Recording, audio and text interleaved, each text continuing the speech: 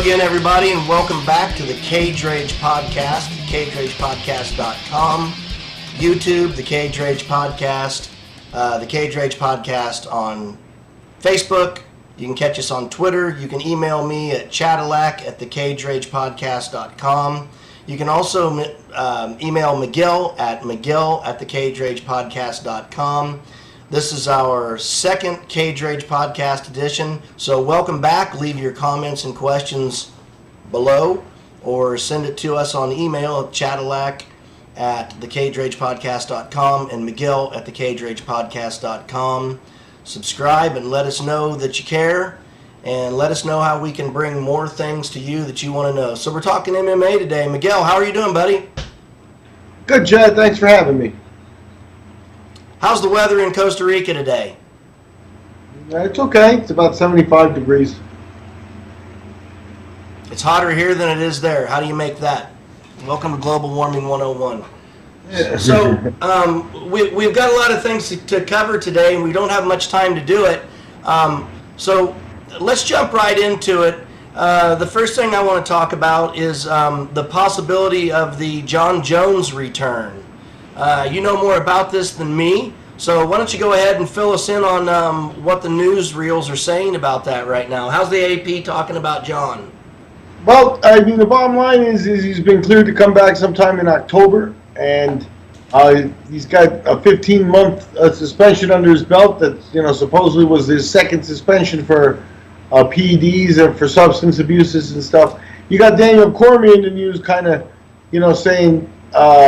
He actually spoke out against Veda and the Veda testing, or not spoke out again, but he said, he's done international drug, with the Olympics and stuff. He's done international competition for so long. He actually stated he has been drug tested at home or in the process that they go through 70 times throughout his entire career. 70 times. He's been clean every time. So Jon Jones can make whatever excuse he is, but he's... I like Cormier's mindset because he's fighting Lesnar. He's got a big money fight.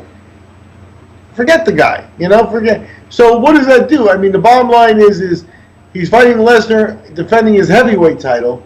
I always worry about guys that go back up and go back down. He was always a guy who, it seemed like it was an extreme weight cut. I mean, he's a world champion at 205 pounds, but going back to heavyweight now, coming back down again, maybe he relinquishes that belt and Jones fights, Gustafsson or whatever other fight comes up that's appealing right now to fill the belt. So the return of Jon Jones is certainly kind of big news in that he doesn't come back without Cormier. He doesn't come back to an actual, opponent that everyone's dying to see him against. I don't even think Cormier people are dying to see him against, But Cormier's got the belts. Jones has beaten them before. Cormier has said, as a competitor, yeah, I want another shot at him, but, that's already behind him. So that what Jones lacks is the big opponent. And the problem with it for him is, he walks back in and Cormier has his opponent. Right. So Jones comes back and he's looking for an opponent. Let's say Cormier wins.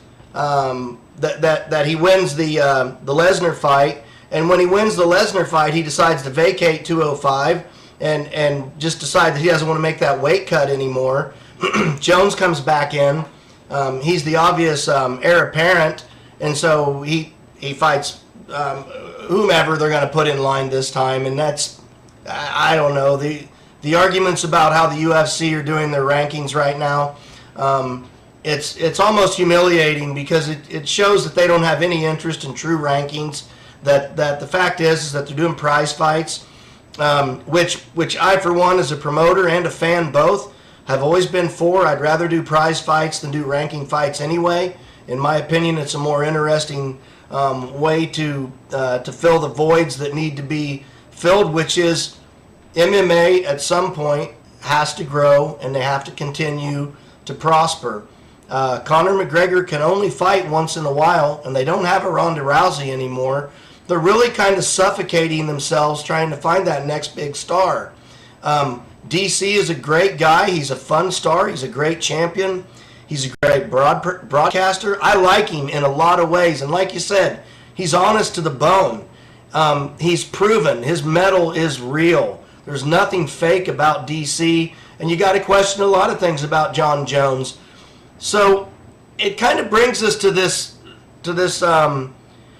area where we have to talk about the use of performance-enhancing drugs, because it just begs the question: what's the reality of performance-enhancing drugs being necessarily a bad thing in a competition where two guys are paid to get into a cage professionally and punch each other in the face until one of them either falls down and stays asleep or taps out before something breaks? It's a controversial subject. You're going to have doctors involved. You're going to have ethics people involved and things like that. But I think that there's a couple of things that are worth examining here. First, we're dealing with sport, especially in MMA, and I think a lot of this applies to boxing too, but you're dealing with a sport that's come onto the worldwide stage at an extremely fast level. And that's basically because people had some version of the sport in some way, shape, or form. So Russian guys had Sambo that they came from, and the Sambo guys were uniquely qualified, even in the very beginning of MMA when you had guys like Mikhail Ilyukhin and things like that. These guys were like the pioneers of MMA. They're the first guys with Russians that you came out and you had Vovchanchin back then was the striker, but like Ilyukhin was the Sambo guy, the leg lock guy. There are other examples of them that came up in rings and things like that from way back in the old days. And obviously you had the Brazilian guys that had Brazilian Jiu-Jitsu that they could adapt to it. So you're talking about a sport that got to a worldwide level very fast with no policing, with absolutely no policing. When in 1998, when Mark Coleman and Kevin Randleman went to Brazil, there were no steroid tests. Let me start by saying, rest in peace, Kevin Randleman. You're missed very much, and you were a fantastic champion and an even better individual. Kevin used to come to my shows often, he and Mark both, and I've personally seen the rage happen with Kevin and Mark. I had one on each side of my cage. I'll bring the video in for a later Cage Rage podcast and show the fans that one. It's a real blast. That was in '99. But having said that, the real truth is, in my eyes, I can't see where an individual making their living as a professional and not being able to use all the tools that are within their grasp, I can't see that being a good thing, in all honesty. If you look back to not to mention what it does for the sport, imagine if the WWE actually, which I'm not on one side or the other of that, but imagine if the WWE actually really removed performance-enhancing drugs from their regimen, what that would look like and how that would be. I mean, they would overnight. You could look back at the fighters and even in the WWE from the 70s and stuff and see that they were basically, guys, and when they got, their money and they made their money, they got fat, and they lived a good life, the Harley Race, Dusty Rhodes, those guys, they were not body beautifuls, but here's the interesting part. You just took the attitude of Russia. And Russia on an international level, they missed the last Olympics because of steroids and right. What they determined was statewide endorsed use of steroids, and they look at it just like you. I'm not being allowed to use all the tools possible. How can we not use science to enhance what we do here? And then you get into all the ethics and stuff. But here's the other part of it, and this is the part where we can bring history in as well and stuff, is that the bottom line is it's always going to be there. People are always going to look for an advantage. So now, on a worldwide level, internationally, policing it is absolutely impossible. And that's the part that you just have to be realistic. So now, anything that you're throwing at this to police it is just a little boy with his finger in the dam. You're just hoping to catch a guy or two so you can, I caught Jon Jones, holy mackerel, we can make news, the beta testing, and everybody's on beta testing, and everything is good. And UFC sits there and goes, we got 600 guys on the roster, and they're busting one or two, we're looking pretty good. So it's a structure there. But how does it actually work at an international level when you have the UFC going to Russia, where they set up clinics with FBI equivalent, the FSB agents, in place of doctors to collect urine and stuff, to hide Russian urine samples or blood samples or whatever it was. Just doctors replaced by agents of the government in order to fake it. This is what the commissions found and why Russia was banned. Now, I think this week, Russia is now allowed back in the Olympics next time, and they've done whatever they do to clean up, which I imagine is just throw money, But so they threw money at the Olympic commissions, and now they're back in. And that's the thing is how do you police it? How do you police it when you have a state that says, our guys are better that way? Well, and my argument is more than just how do you police it, but why police it at all? The fact is, I want my athletes to perform at their absolute best. As an athlete, I know for a fact, especially an aging athlete who's had a car accident a couple of years ago and everything else, that without the use of performance-enhancing drugs, there's absolutely no way I could come back and be even modestly competitive at this point. Not that I'm concerned about that, but imagine if I was 32 years old and wanted to make that one last run at it, but I'd had a couple of injuries.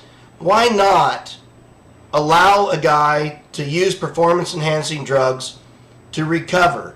If they want to do that, they could say, okay, we can put some kind of time limit on it or some kind of a, if it's prescribed, and then everybody would get around that. So the idea of trying to police it, to me, seems absurd. It steals from the fans, and it doesn't allow us to have the fullest, biggest kind of competition that we could have. And I point back to the days of Pride, because there wasn't a guy in Pride who wasn't taking some type of performance-enhancing drug at that point. I'm sure there probably were. That's not fair. But, you look at the Alistair Overeem from Pride versus the Alistair Overeem now. Okay, the guy eats horse meat. That's great. But that's not going to explain how he looked that way. And what did we get in Pride? We saw the best of the best, and the argument was, let Americans come to Japan and fight, and we'll see what it looks like. And it was kind of a 50-50 thing, but most of the times it worked out more in Pride's favor. Now, when it was switched and suddenly it was in a cage, people said, well, it's in a cage and they can't kick in the face and they can't wear shoes and there are all kind, and there were elbows, and so there were a lot of different arguments about it. But the bottom line is that the main argument was they were on juice, now they're not, and they all got destroyed, which kind of proves my point that, hey, if they're that much better on juice, then let's let them go ahead and be on it so the fans get the best out of it and the fighters get the best out of it, because ultimately it's more healthy for them. It allows them to recover more quickly. There's a lot of science that suggests that what I'm saying is true. I'm sure you could find 100 counter arguments to it, but I could certainly pull up a lot of empirical research that states otherwise. So that's the problem with it, and that's where just to begin the argument of policing, start with this: what is a steroid? You tell me, what's a steroid?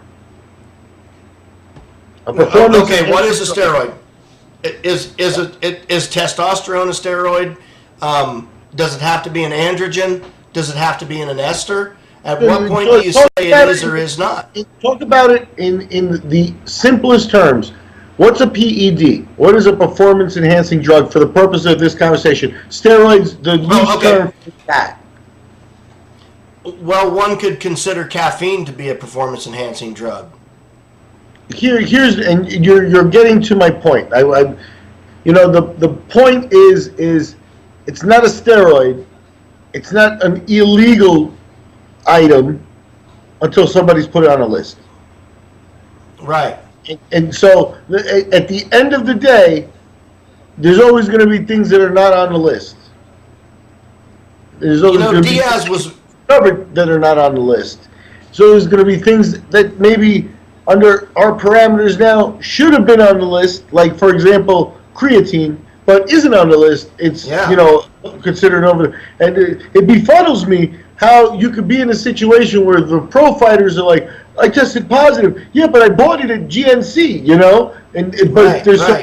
so the government of the list is what really determines whether you're going to test positive or not. Now, this is absolutely the essential part of the problem. You can't define this stuff, So, for example, Nick Diaz in MMA. Nick Diaz, I think, is a pretty well documented example that went and had his bone actually shaved down a little bit because it protruded a little bit, and it had a tendency to scar and to bleed and stuff. So he actually had shaved down. Now, is that a performance enhancing what? It's a performance enhancing something because it's preventing him from bleeding, but it's not a drug that you find in the blood, so there's nothing anyone can do about it. But it most certainly enhanced his body in some way to allow him to get through a fight with less scarring, with less cutting, and so one has to ask: is that fair? Yeah, that's the point. Is at what point is something that was at one point medical enhancement, Leonard came back in boxing, because he had his retina reattached. And people were like, no way you can do it. But the point is he had his retina reattached. How many Harry Grubb died with his retina unattached because nobody could attach it in the 20s? Okay, so that brings us up to where are we at in science as far as what can we consider to be performance enhancing and what isn't. So now we get to stem cells, which right now are being handed out like lemonade. TJ Dillashaw was just not very long ago, he was online talking about, hey, I just had my shoulder taken care of, it feels great, got some stem cell injections, everything's awesome. So, and as somebody who knows an awful lot about stem cells based on life circumstances, I can tell you that stem cell use is at some point going to have to be addressed as, is this the same thing? Because what does a steroid do? Okay, so what does testosterone do besides make you have big muscles and go fast? The main thing that testosterone really does is it allows you to recover more quickly. Well, what do you think stem cells do? They allow you to recover more quickly. And we haven't even started to talk about things like CRISPR and Cas9.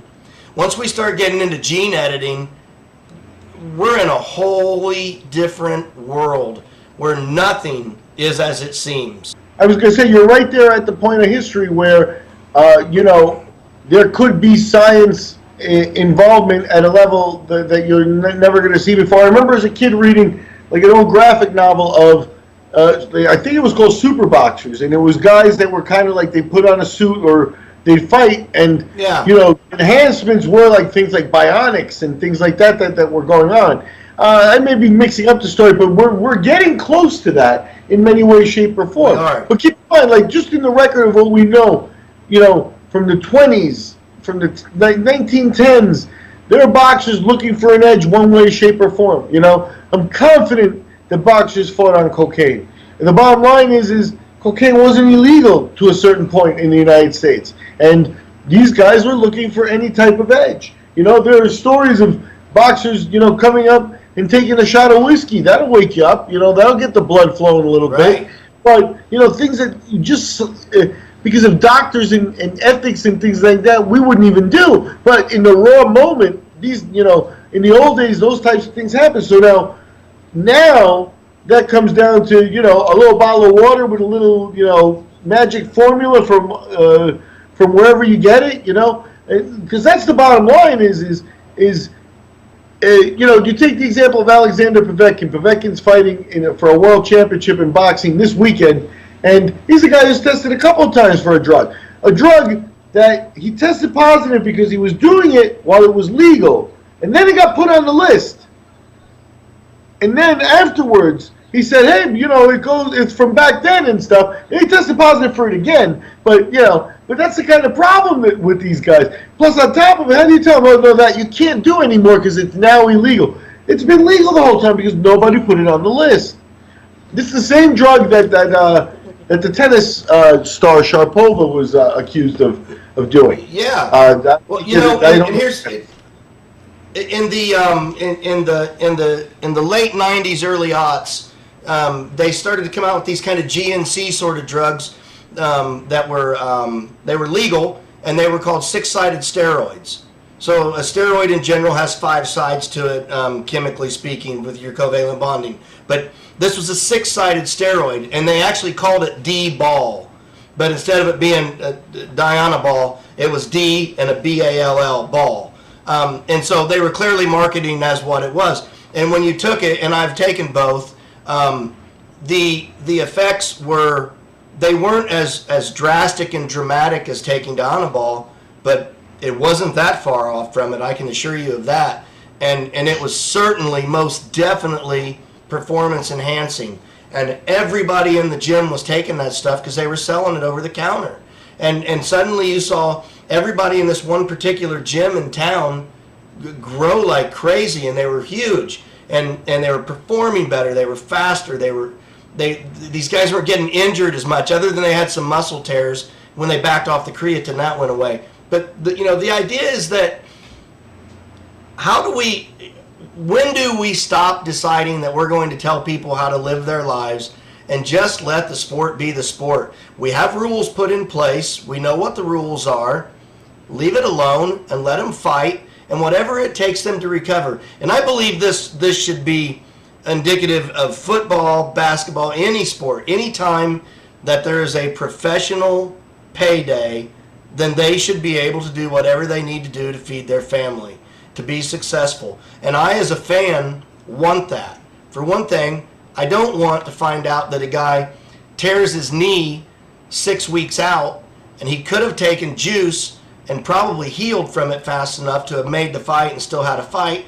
How many fights have been scrapped because somebody tested positive for something stupid like even marijuana? I mean, something idiotic like that. Diaz has got a lifetime suspension, and I know that's all being worked out, but the fact that Diaz ever got a lifetime suspension for marijuana is just absolutely absurd. It's absurd ad nauseum, and until USADA backs off and the UFC kind of grows a pair and decides that they're going to say, you know what, maybe we're using the wrong group for this, and maybe we need to back it down a little bit and decide this is a little too much.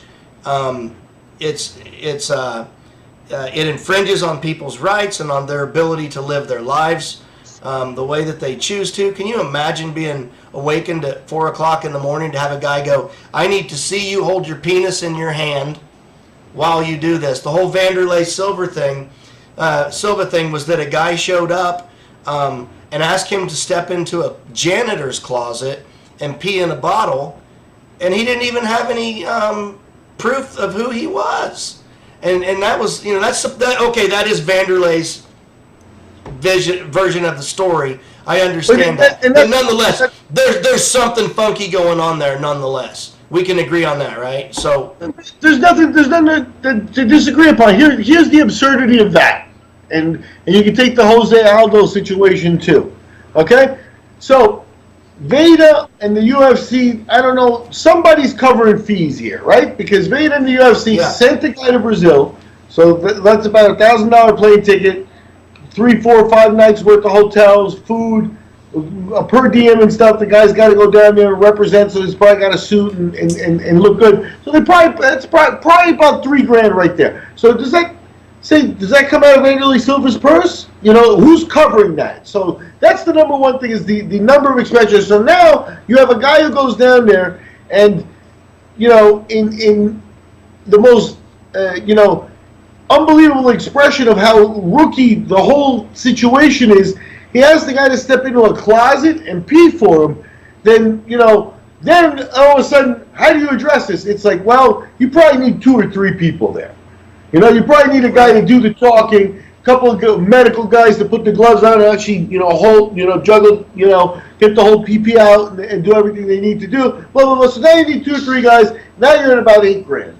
Take it out of Vanderlei's purse. No problem. Making a lot of money. But now, how do you do that at a smaller level? You can't. So there's, essentially the absurdity of it. So now, what is the solution? You throw people at it. So there's been stories.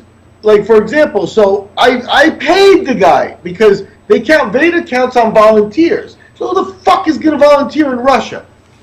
People from Russia, people who are already part of the system. So you could fly guys there. You could fly a guy to a fight in Russia and have the guy go into the janitor's closet and get the juggling going and get the little pee-pee in the cup and take it. And at some point, now you're still talking about, essentially, it's a medical procedure, right? So what happens there? The guy can't take it back to his hotel room. What's he going to do? Put the piss back in the fridge, in the mini fridge at the hotel? Keep it on lock? No. He's got to give it to a lab to hold, in one of those white boxes with the labels and stuff like that. It's got to go to a lab in Russia, where they had FSB agents take over the lab. So in this case, they don't need an FSB agent to take over the lab. They just need 3 of them to show up at the door and go, you know what? Hand the piss over. So the police and here's is absurd. Yeah, and here's the other part of it. It can be tampered with in so many different facets that there's absolutely no way to defend this. The idea that, look, we can agree on A, that there's absolutely no way to police this in any way that makes sense at all, that's financially feasible, and that is good for either the organization, in this case we're talking about the UFC, but any organization, and it's not good for the fighter either, for multitudes of different reasons, including stress, especially right before a fight, when you're already stressed to the max, and then you're trying to deal with some guy trying to get you to pee into a cup, and I don't personally have a problem with it, but there's a lot of guys who absolutely cannot go to the bathroom with someone standing there watching them. They're gun shy or whatever. But what do you do about that? No, the bottom line is there are guys that are afraid of needles, but they suck it up and you get the blood. This is the other problem with it, and I think Rosie Sexton was the one who gave me the insight into this part of viewing the absurdity of the question. Here, it's this: if you're going to set rules, you've got to enforce them. And here's a situation where people are setting rules all over the place, and there's no real way to enforce it. So we all go through a mummer's farce, a literal mummer's farce, because the commissions don't care about real, steroid use like that. All they care about is, let's get a couple guys so we can say, look, we're testing 10% of the athletes and 3% tested positive. We're making an impact. All they want to throw is numbers in a commission. At the end of the day, and you talk about drugs of leisure, like marijuana or something like that don't really have that much of an effect. Now, the bottom line is in Nick Diaz's case, quite honestly, I think marijuana is an enhancement for him because I think it helps him with social panic. I think he's one of those guys that would rather be alone, and he doesn't like to be, in public where a million people know him and he doesn't know people. He likes his boys and likes to be around his boys, and then he's all good. Yeah. But I think there's a certain aspect of that, of not being comfortable in public. Why can't you get on a plane and go to Vegas to press conferences? Because you don't have your marijuana, and you got to do a fucking press conference, man. It's like this guy's I don't know the answer to this. I don't know the rules, so I'm kind of asking. So maybe the audience can answer below. In the comments section, and maybe someone can tell me the answer to this. What is the situation with doctors prescribing something for an anti-anxiolytic, for benzodiazepines, for example? Why is it, or is it, first of all, against you saw to use benzodiazepines?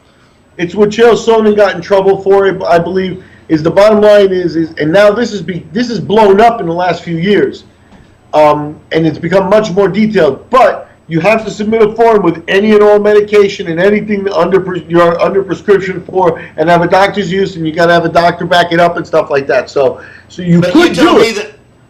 But you tell me that Nick Diaz didn't have a prescription to smoke marijuana when he lives in California? Come on. Look, they singled that drug out, and it's ridiculous. Here's the thing: is you still can't have marijuana. Let's say somebody told him, hey, here's a prescription for myopia, and you can smoke pot in California and not have a problem. He can't cross over to Nevada with that. He'd have to buy pot in Nevada. I mean, and so it's again laws and upon laws and stuff. But the bottom line is what's helped by this? The infrastructure. So what happens is now the commissions are like, so the boxing commissions are there, and this is why they added the drugs. The cocaine, if you're on coke in a fight, it could speed you up and be very, very detrimental, but at the same time, not being able to feel pain and stuff, it could be an enhancement. But on the day of, not 6 weeks before, the bottom line is that all those drugs do is add to the percentage of people getting caught, and therefore they look like more like they're policing and they're on top of the problem. We got 7%, we had 10%. That's what the boxing commissions do. That's all that's important to them. Yeah. They're going to justify their budget. Basically, if I'm not mistaken, the way it works is you've got the governor, and then you've got a lieutenant governor, and the lieutenant governor in most states has certain duties that they're responsible for. Part of what the lieutenant governors are responsible for is state police and things like that. Gee, how do you shut down an illegal boxing match or something like that with the state police and stuff like that? So it's natural the boxing commissions also report to the state lieutenant governor. So, somebody in the past, some idiot from the 40s or whenever these laws came in, was an old man and I never smoked pot in my life. One of those idiots that was on the commission said, hey, why don't we go over here and put on the list of illegal drugs with all the boxing commissions, put the drugs of pleasure on there too. We'll bust people there and we'll move that percentage right up. Yeah, and I think what a lot of this really is about is they believe that this should be a family organization and they were going to somehow clean it up. And what they really did was they brought attention to something that nobody paid any attention to until they started bringing it to their attention, and then all of a sudden kids know about it. I never heard of, the first time I watched wrestling with my grandpa, when I was watching boxing and back even when Tuesday night fights were around before the internet, I never heard of steroids. I didn't know what any of that was until a magazine called Muscle Media 2000 came out. We believed that all you had to do was eat the Joe Weider protein made out of soy that gave you horrible diarrhea and looked like pudding, and you could look like all those bodybuilders, having no idea that those guys spent $50,000 and $60,000 a year on their drug regimen to look that way. It was a farce, and the whole thing has been sold to us and bottled, and so now it's the reverse of that, where we're gonna police it and shut it down, and nobody's gonna take advantage of us, and it's an absolute pathetic attempt at trying to regulate morality. And here's the thing with Veda. Veda's the organization everybody goes to. Veda's, I don't remember the doctor's name. She's a doctor that she's been around for a while, and she got whatever it is that sets up the funding for this or the structure and stuff. So she is Veda. But now it's like she's an acceptable part of the structure. So now it's like, hey, is Doc going to be in? Oh, make sure who's got her hotel room. Maybe they do everything by the book and stuff, but they come in, they collect their fees from the fighters, and now it's just like the referees who grab a little bit from their percentage and stuff like that. They just become a part of the structure. They're grabbing their money. They can lift Veda, and it's in terms of business, I don't know if they run in the red or where they make their money up and stuff like that, but they're charging people for everything they do. So it's just another business and just another person. It's like, at some point, it's like, well, what if I have better drug testing than Veda? What if I have a freaking doctor with real ethics that will personalize the regimen for each fighter and whatever it would take to be better than Veda? What if we had that? They would say, no, you got to use Veda. So there is no choice. It's not there's choice. Well, you know what? Let's let the audience ponder on that. You can ask questions below in the comments box on YouTube. You can send it to us at Chadillac. That's CHADILLAC. Chadillac at thecageragepodcast.com or Miguel at thecageragepodcast.com. You can hit us on our Twitter feeds. You can hit us on Facebook. Find us, ask us questions, sound off, let us know what you think about it.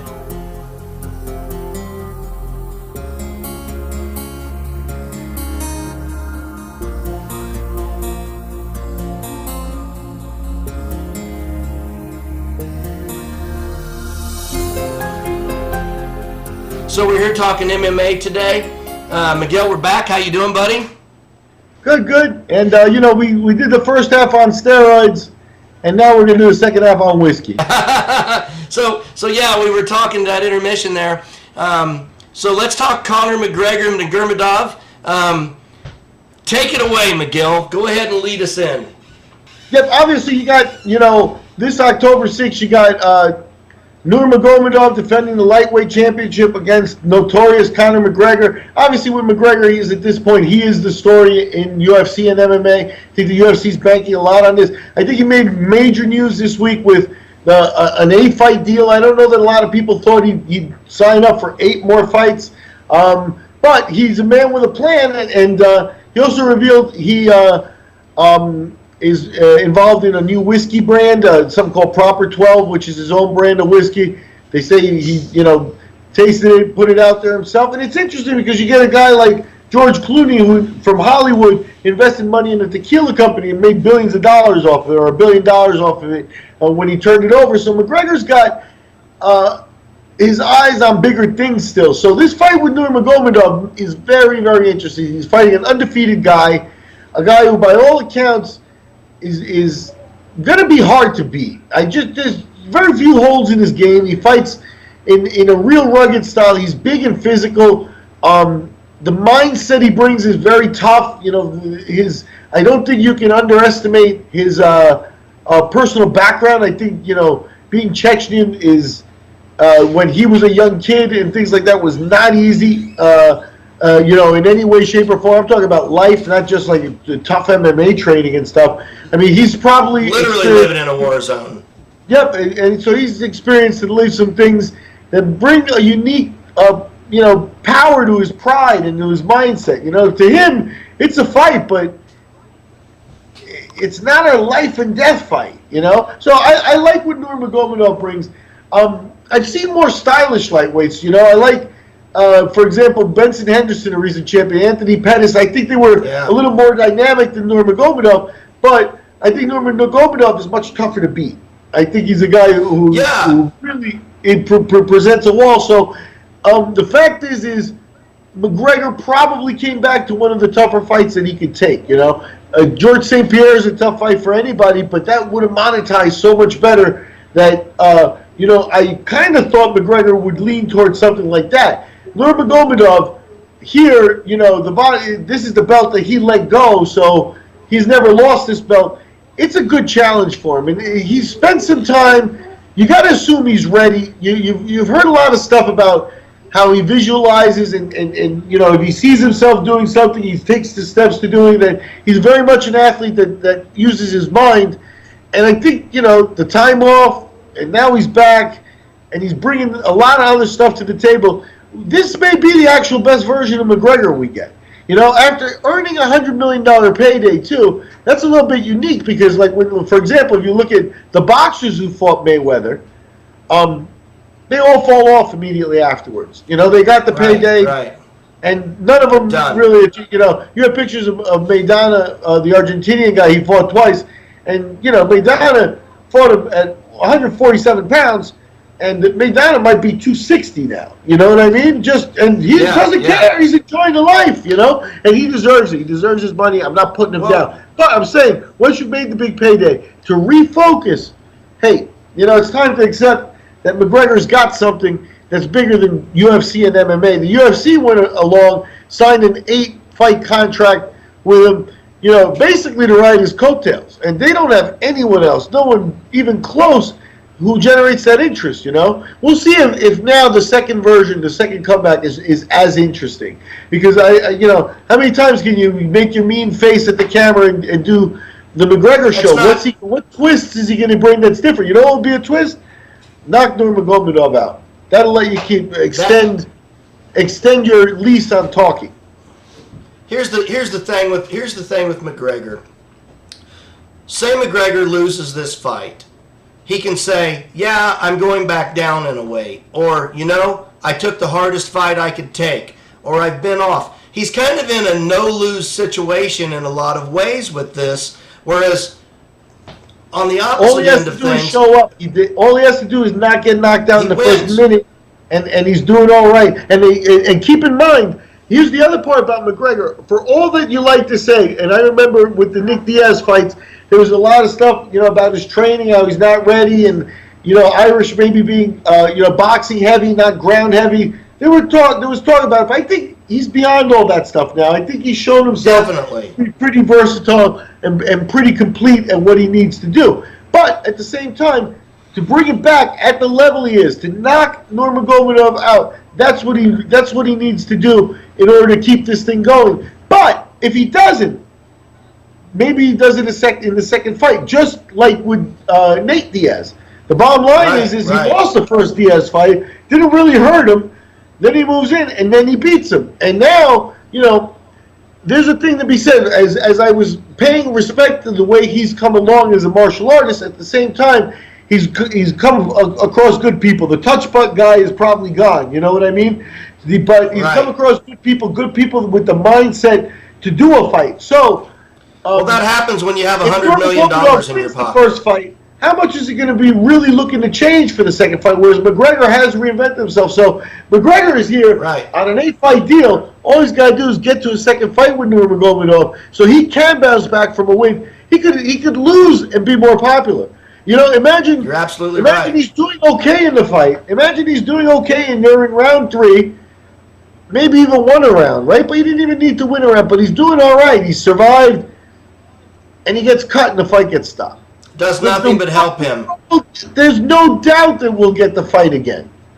If the reverse happens, then McGregor may move on and Nurmagomedov may have had his moment in the sun. That would be interesting to see. Not good for Nurmagomedov, but it would show the stripes of the UFC because they discard people like that, Yeah, absolutely. And the UFC is praying to God that Conor actually beats him, because that adds a whole different level of who he is, and then they can feed him all kinds of people. Then they can do the GSP. They can do the Woodley if they want to do that. And McGregor, he can no longer move down to feather and things like that. He can't drop that much weight anymore. You can't put that on and have that kind of a solid frame and go back there and be competitive at that and have any gas in the tank. And he doesn't have any interest in that because the money's not there.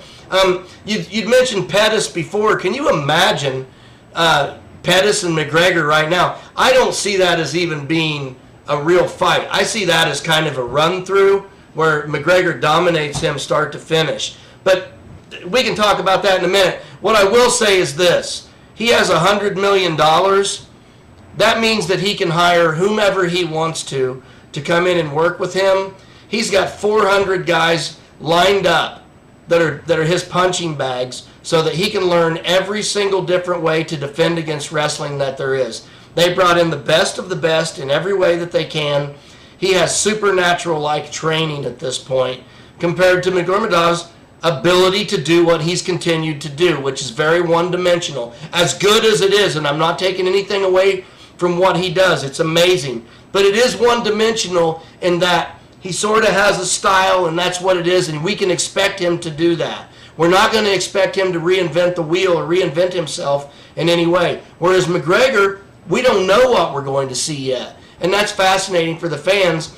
And I think McGregor took this as much as anything because you got to love the guy who says, put him in here and I'll fight him. I don't care who it is. Just get me the fight. He took the Diaz fight. He said, I'll fight him at 170 then. I don't care. When he did that, that allowed him to lose that fight and lose nothing. He lost a record and nothing else. He lost one W.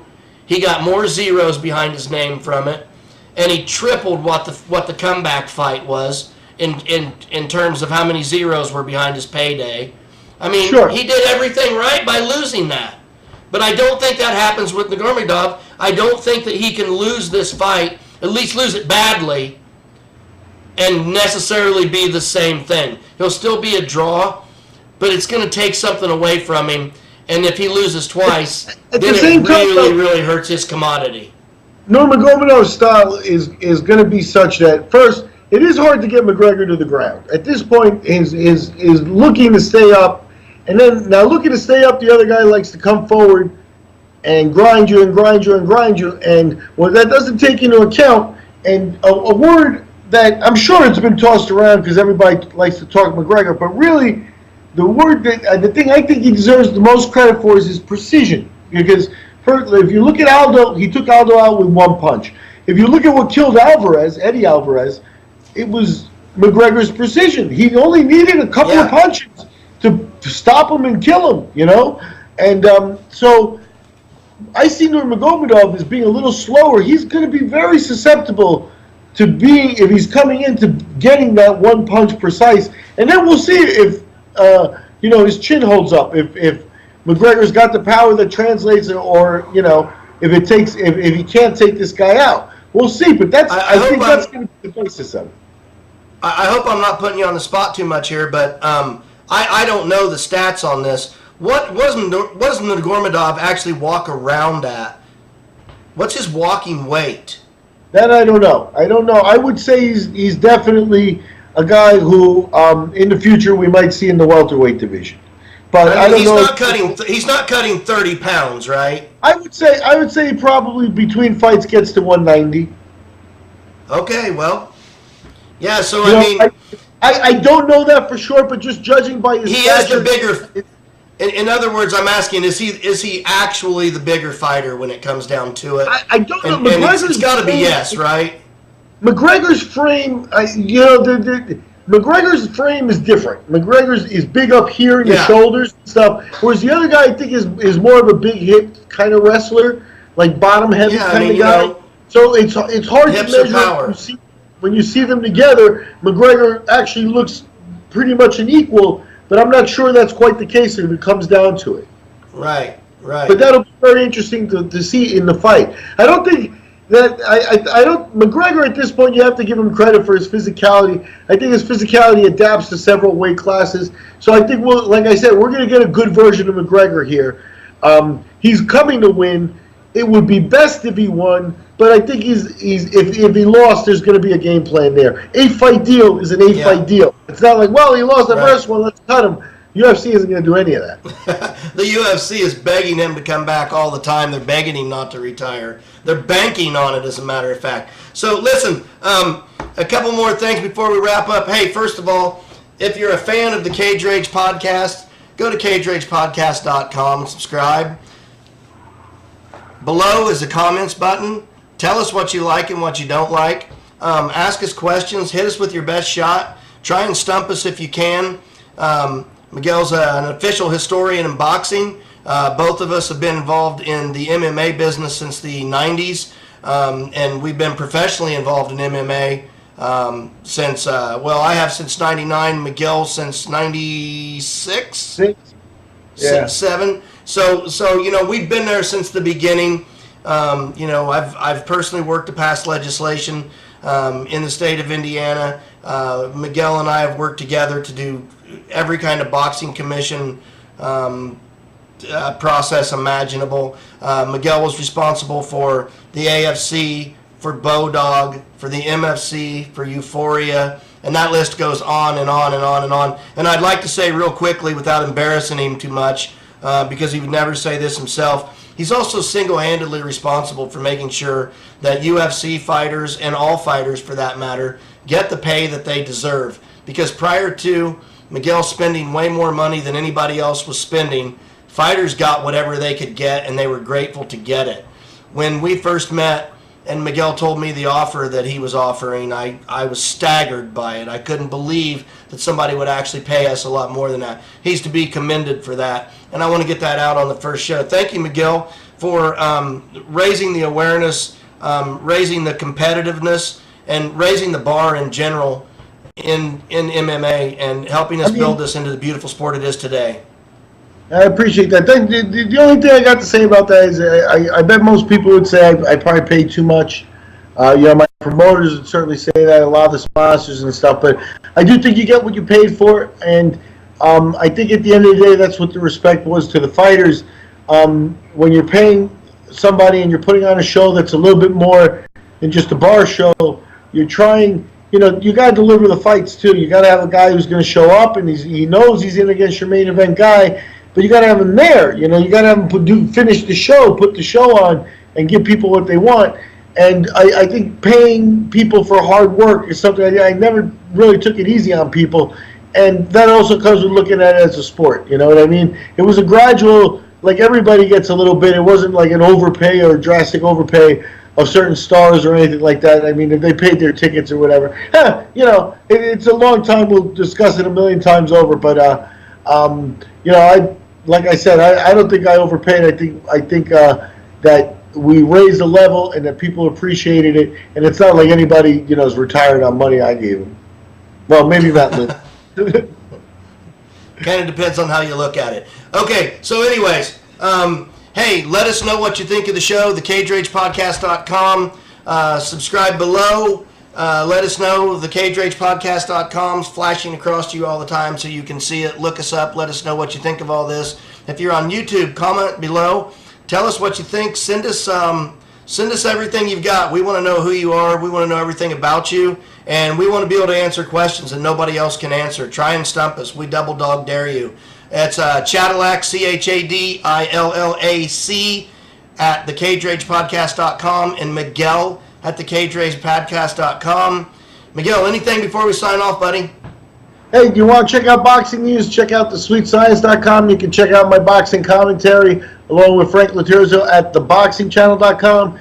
And we're back in the MMA world doing this podcast under the Cage Rage Podcast. And we're good to go. Looking forward to next week and years to come.